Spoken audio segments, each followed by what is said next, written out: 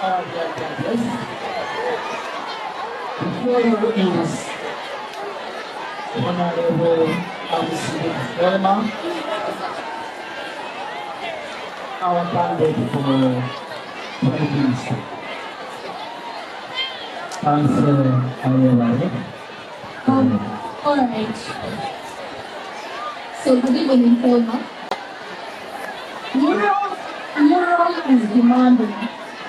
You are expected to coordinate all departments, attend to student needs, work with teachers, and still perform well academically. How will you manage your time and most specifically the mental strain? Good evening, everyone.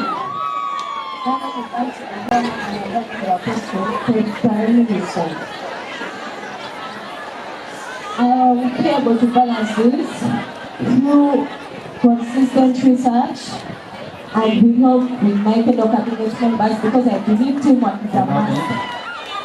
I think everybody needs to see the Prime Minister come and use this. So I'll be able to manage all this through consistent research and having a personal timetable to balance my academics with all this. And I won't do it alone, but I'll do it with my fellow cabinet members because I believe teamwork is a must. And without teamwork, the cabinet will be divided, and that's not what we want. We shall be here to give you service and not to install power or status by forcing this to them. Okay, just a follow-up question where you say you are there not to show power but to serve the students.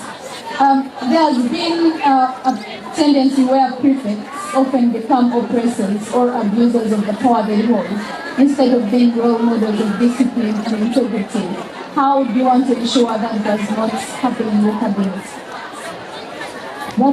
That won't happen in my cabinet because we shall follow the prefect's code, and anyone who doing such will be up to, in case we don't listen, we be advised to write a statement and then we'll look for at least the ethics minister. Right. Speaking about prefects and talking about how you uphold both the prefect's code and the blue book, what inspires you, not as a student, but outside students, as a leader? Who inspires you? Who do you look up to? But then the second question to that, what would you want your legacy, or your leadership legacy, to be like? My inspiration to come from this both the Nalya, HM, Madame Nalya, Angela, and this is because she's able to balance her personal life with the school work. About your leadership legacy, what would you want Nalya Namugongo to know you for as a Prime Minister? What do you look to leave behind as a Prime Minister?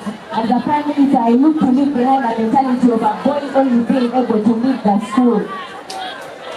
Just on the point of issue of equality and boy, child leadership training. So how are you going to ensure that there is minimum discrimination in your academy, wherein boys and girls work concurrently to ensure that there is minimum discrimination? How will you ensure that there is minimum discrimination in your cabinet as you execute your roles? In my cabinet, we shall work together. Right. So, as the Prime Minister of the school, you are charged with the responsibility of overseeing the students and their parents. So, what do you have planned out for the student fraternity in your term in office? When put into office, I'll work with the administration to ensure installation of a suggestion box so that students are able to put their problems there rather than in case they fear to bring them up to work. And also, when in office, I'll ensure use of cards at steam in order to prevent congestion and theft. This will be used by people, and in case you lose one, you'll be able to get one renewed. And also, I would love to bring in use of paper bags in order to prevent pollution. And through this, one will be able to have confidence to carry their items both from the canteen in the compound, because in most cases we are seeing girls covering their graphic sweaters. All right. you're the top student leader. What principles do you personally hold that will guide your leadership in a school that demands both high discipline and high academic performance, as Nalya says? I'll just repeat that one more time. What principles guide you personally that will guide your leadership in a school that demands both high discipline and high academic performance? Integrity and doing the right thing at the right time and in the right way. Thank you.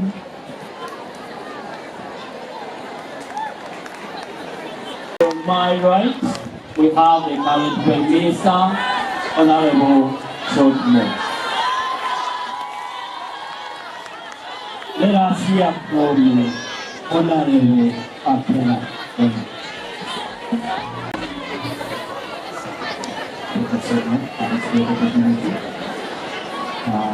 Allow me to recognize the presence of our mother, our dear Adrian, and my name from the leadership, Mr. Namugongo, and at the same time allow me to recognize my teachers, the non-teaching staff, and my council in the making.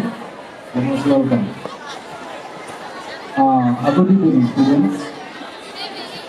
A good evening. I would like to appreciate you so much for sparing your time to attend this beautiful, I can call it a function.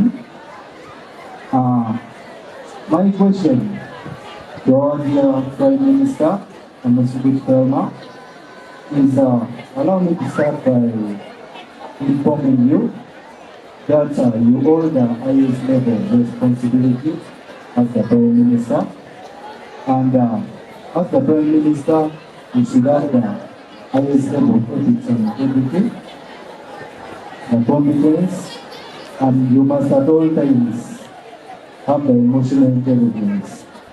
Now, my question to you is, in most cases, the people that didn't make it through the screening tend to become a problem during the course of their leadership.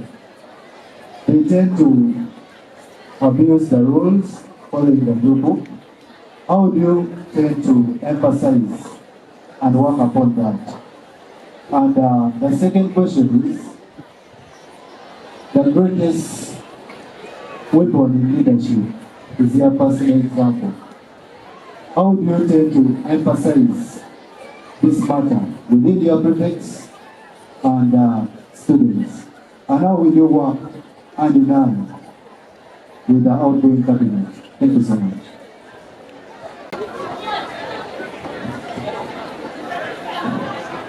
First of all, I would like to start by saying, for the people that didn't pass through, before you knew that you were going for a post, and you know as a leader you have to lead by example. So being contrary to that, you keep challenge.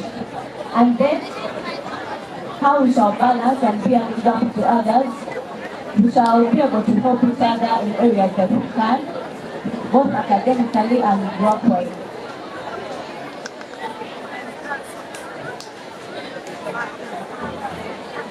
Thank you. Let us hear from Honorable George Moore.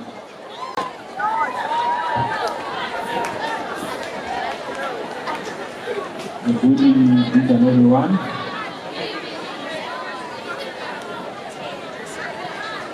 I have only one question for our dear Prime Minister. As the Prime Minister,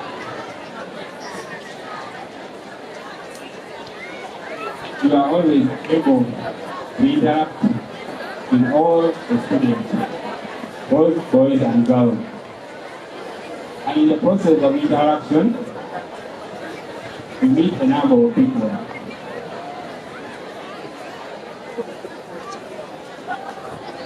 And among all those, there are some with hidden agenda. As the Prime Minister, how will you deal with the situation where a boy comes to you as for a relationship? Thank you. For those that will come, I will reject them because this is not the time for love affairs. They know it's the time for everything. And this is not the time for that. And those that will consist, I will report them. Thank you very much.